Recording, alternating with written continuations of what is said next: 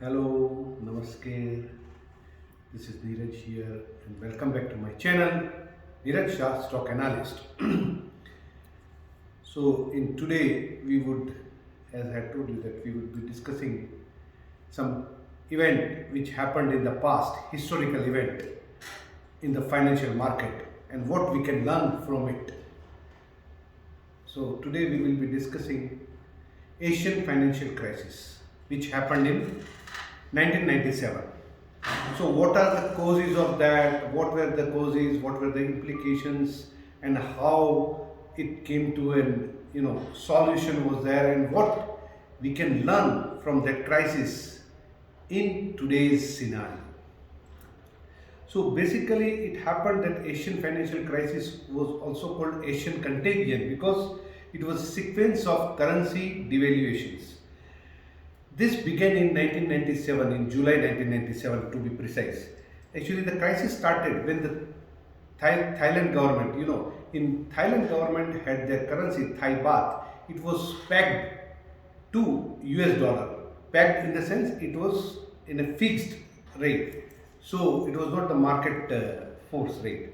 So, when it tried to depeg this currency, because there was a speculative market pressure on the speculative against this currency, and country tried to defend its currency, so it had to keep on selling its US dollar foreign exchange reserves to that extent that it foreign exchange reserve became nil, and that is the reason they stopped that defense of its currency, and this is where the devaluation started. It crashed, and very immediately in few weeks time it spread to Malaysia, Philippines and Indonesia, which all these countries were also forced to stop defending their currency against the market speculation. And by October, this contagion spread to South Korea, where a balance of payment crisis brought government to almost to the default position. And because of this, full Southeast Asia, most of these countries came under the currency crisis. Only country which was still withstood this speculative market operation was Hong Kong. Because Hong Kong's, even though its currency was pegged to US dollar through a currency board of system, but it had huge US dollar reserves.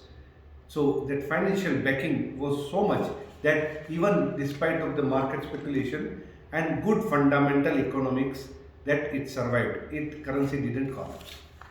So what was the impact of that? So impact of this currency was, Asian financial currency, was that Thai Baht, which was trading before this, July 1997 to 26, it zoomed off to 54 against US dollar. It almost doubled in devaluation. Then the Korean won, which fell from 900 to almost 1700 after this crisis. And Indonesian rupee, which was trading at around 2400, it went up to almost like 15,000. And peso, Filipino peso, which was trading at around 29, it went up to 45. So what was the causes of this basically financial crisis? As you know, that most of these crises are rooted in the economic problems like high current account deficits, high levels of foreign debt, climbing budget deficits, excessive banking lending, and poor debt to service ratios. So what is the meaning of this? Because most of these Southeast Asian countries were export-led economy. The export-led economy, what it makes is that because government gives so much of tax rebates, subsidies, credit and other financial supports, that a project without this kind of support may not be financially viable, or the business as such may not be economically viable, but because of this, all this support, it makes somebody to invest money and they put up the project because of this false government or this support. So in absence of this support, these projects may collapse, and that is what it happened. That without much of financial basis, most of these economics or most of these countries were going about export-led economy with all this rampant tax benefits, subsidies, and uncontrollable financial support, which was the main cause of the impact of this collapse. Now, if you look at and how this came out of that, and because of all this big crisis, as usual, it happens is that the countries go to the IMF, International Monetary Fund, and World Bank to give them short-term loans so that they roll over this balance of payment crisis. So in this also, IMF and World Bank sanctioned $118 billion worth of loan to Thailand, Indonesia, and Korea, and that is where it stabilized the kind of a situation. Now let's talk about that. If this economics, now look at the current scenario. If you look at the currency evaluation or devaluation in last 25 years from 97 to this 2023, you can get a fair idea about the state of economy of that country. Means it is a sound economic position or it is not in sound economic position. Look at Thailand Baht. It was pre-crisis, it was 26 baht against dollar. Because of this crisis, it just zoomed off to 54, but currently it is at 33. Now you take inflation of 25 years, and if you take into consideration of this inflation, then also this currency is almost at the same level as of in 1997. It shows that currency has appreciated, in fact not depreciated, and it is doing very well economically. That is the correlation. Another is Korea, South Korea. Its won, which was 900 before crisis, during crisis it zoomed up to say 1600. Now today's rate is 1254. So 25 years of inflation, despite that it has appreciated, you can say. So, and look at the economy, it is doing well. Look at Indonesian rupee. It is actually it is almost devalued more from that level of 14,000. It is now at 15,000. So in 25 years and all this thing, and look at the economic. So compared to this Thailand and Korea, it is, it's not in that level of economy, that high level of economy. Look at Philippines. It is also, it's actually Philippines is 54. It is much more depreciated than during that crisis. So this is. Now if we connect it to the today's world also, what happened in India's neighbor, Sri Lanka and Pakistan in recent times. It also led to the balance of payment crisis and on the verge of bankruptcy, and they are now going to IMF and negotiating for the short-term loans. What happens is, because of this COVID and pandemic, export-driven economics has this kind of a problem also.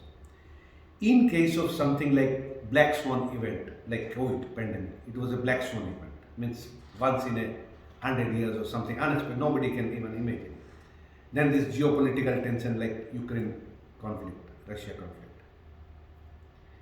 Together, all these things, its revenue in case of Sri Lanka, it lost its all export revenue. Export revenue in the sense it was tourist-driven economy and export, because everything closed, no income, revenues closed, and they had taken so much of debt for their so-called infrastructure and development and everything.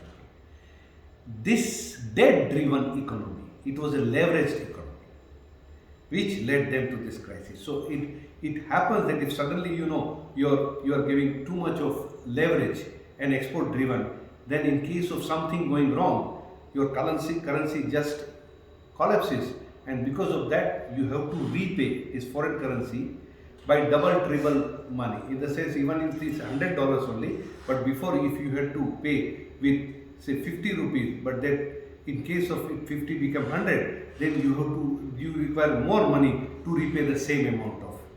That is why this is a danger. In case of Pakistan also, they hardly have any foreign currency left to buy anything, because it is also a heavy leveraged. So much of foreign borrowings they taken and over these years, and that growth was dependent on that leverage growth and export oriented growth. Now take the case of, but not all leverage can be, like Pakistan or Sri Lanka, like bankrupt, because the best case, if you can see, is that highest leverage or the highest debt country is Japan. Japan has 220% of its GDP as debt, means its debt or borrowings, foreign borrowings is 220%.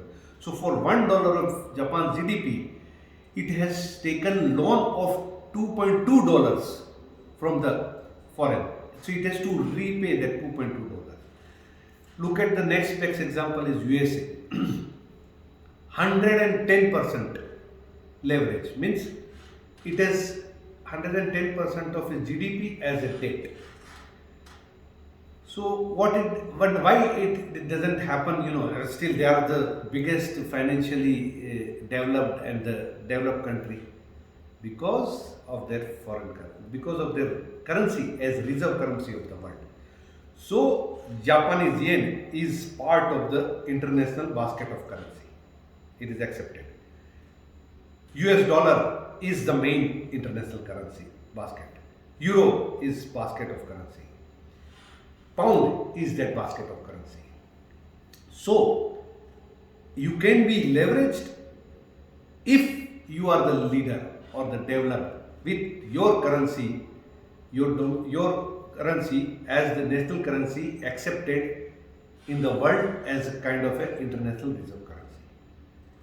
Now look at, if ideally, in my opinion, if you ask, then one should grow by, leverage is good to a certain extent because you get the benefit also, but it should not be over leverage. So what is what you call ideal leverage? There is nothing like ideal leverage. It depends on the country to country, sector to sector, business to business. But if you look at the rough estimate of what can be the best case scenario leverage or debt, it should not exceed 50% of your own GDP. That is the ideal case. Now in case of India, we are almost at around 70% of our GDP, we have debt. But what makes us, and 70% is not actually very high, because we are a developing country. We are the biggest populated country with a huge consumption story. So domestic consumption story. So during even that South Asian financial crisis, 1997, India was kind of insulated from all this. Its currency didn't do anything bad or much, it remained. Because its economy was more about the domestic economy and less dependent on the export. So that is one. And even though with the leverage, because you are not so much of leverage that you can continue to grow and defend your currency and not become kind of a too much volatility which leads to the bankruptcy. Now look at classic example is Russia. In today's recent time, they peg their currency to gold. Gold is the real asset, physical asset. And look at what Russia, despite of all the sanctions and everything, and despite of all the Western Western countries, that it will collapse and it will, just go to the brink. In fact, if you look at its foreign exchange reserves, yesterday it came at $592 billion from earlier of $562 billion. It has increased. Why? Because it has all the natural resources, energy, commodities. So what you call physical assets is the real asset. And that is where, and it's export oriented. and its debt to GDP means it's very low leverage. It is not at all. It's only 20% of its GDP is by debt. I mean, their debt is only 20% of its GDP. And because of that, you look at all this, despite sanctions, where is the currency now? Currency is much stronger. So currency gives you an idea about the state of affairs of your country's economy. Now in India's case, my suggestion is that now we have become a $3 trillion economy. Very soon it will be 5 trillion and 10 trillion, one of the, and it is the highest growing, it's the only, you can say, the growing economy in the world at present. And we require the massive infrastructure of ports, roads, transportation, aviation, rails, buildings, homes, metros, so much of this. And that is the reason we need that funding. But that funding, it would be better if it is in the form of FDI, foreign direct investment. Because if in form of debt, then again you have to return. That is the problem. That's why debt should not be there. Either it should be in form of equity. So the more equity money comes into India in form of share, equity, capital, and FDI, that is better. And another suggestion is that our currency, now almost everybody is talking that India, we are ready to do trade with India in Indian rupee. We accept Indian rupee internationally. Look at African countries. Russia, already they are doing it with Russia in rupee. UAE has told that non-oil trade we want to start with India in rupee. So if this much is this is the golden time for India to internationalize its currency.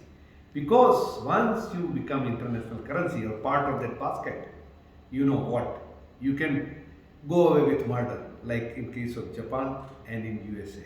High leverage also doesn't matter because your paper works as your golden key. So this is what the currency, this is what the conclusion is, that the currency or the appreciation or depreciation state of currency gives you the direct relation or understanding about the state of economy of that country. This is a very mirror image of that. And before I end, I request that if you have not yet subscribed to my channel, please subscribe. And for detailed articles and for my services and everything you want to know about, many articles which I keep on writing, and visit my website www.steelanalyst.com. And if you like this video, you please put a like. And before ending, I would have just a request that we will soon come out with another market update and new ideas and event analysis. Till that time, ciao from Neeraj. Namaste.